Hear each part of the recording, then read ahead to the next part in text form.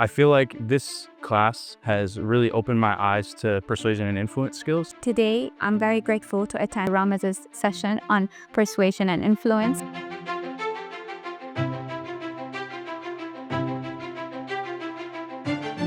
What Professor Ramez has done is he's put it into perspective for us so that we can see that there's so many different techniques and tactics that are used. I'm very, very grateful for attending this class because it really opened my eyes to a different perspective into how we can actually sell, how we can actually be a great storytellers. For myself, it's been a growth experience because I feel like I've developed some of these tactics and techniques, but really I didn't have the formatting or the game plan for actually using them in real life business situations. He has taught us a lot of elements when it comes to storytelling and also the tactics that come with the storytelling. For example, being able to scan, nod, have eye contact, being able to be a performer and not just an informer, as well as being able to bring in dialogues and places within conversations to sell. Taking what I've learned in this class, I plan on implementing some of the CLTs and some of the different strategies that we've talked about in the course to help me benefit myself, not just in the workplace, but in real life and then in all of my relationships and other opportunities that present themselves. Elements that we have gone through in the project is about the tactics of